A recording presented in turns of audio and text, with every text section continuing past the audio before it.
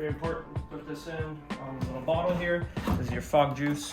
So it just clips in, it's a little quick connect, and you put the lid back on, you'll just pop that out. This is your remote, it'll activate both of your units. We'll show that a little later. You've got your power cord, that'll go in your power right in here. We'll show that a little later as well.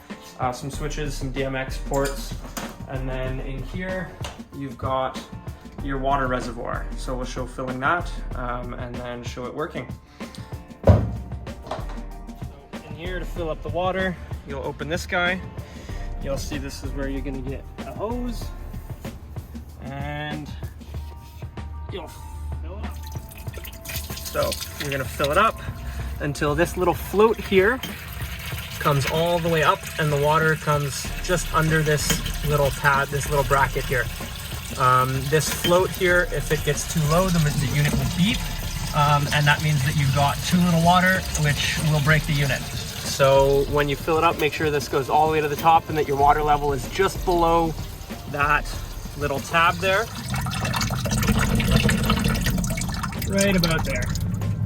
Close the lid, close these guys, and then your unit's good to go. If you need a quick visual while it's running, you can come take a look here. You can see your water level in this little gap here.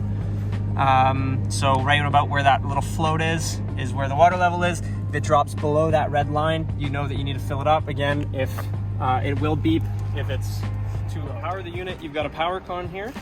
You're just gonna plug it in here. It'll go in only one direction. It'll be a little off center, and then you'll turn it and it'll lock into place so you can't take it out. In order to remove it, you pull back on this little silver part, turn it, and it'll come right out. Then to turn the unit on, it's a little switch here. You'll see the fans go, the screen will turn on. You gotta let it warm up.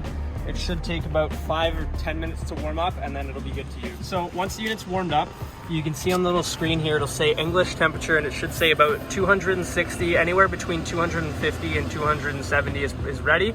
And you'll see it'll say ready down here. If you don't have any DMX plugged in, then it's normal that the exclamation marks are there. It's not a problem, don't worry about it. You should be running it with the remote anyways. So again, the remote here, very simple. You press the A button on the unit and you'll hear it click, the fans start to film, and you'll see the smoke come out. So this first little smoke is just the water, and then you'll start to see the thicker fog come out, and that's when when the fogger's actually engaged. We're outside right now and there's a little bit of a wind, which is why it's picking up.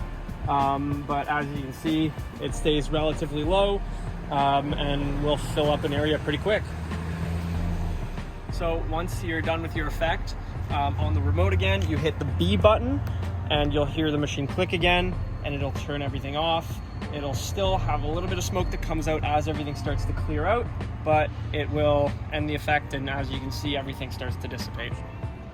So once you're done, you can turn the machine off with the switch again, and then unplug the power.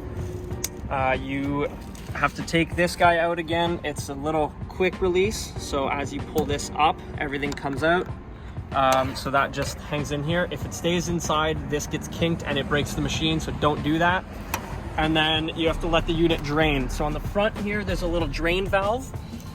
So if it's sideways, it's closed. So when you're filling the unit, make sure that this is sideways.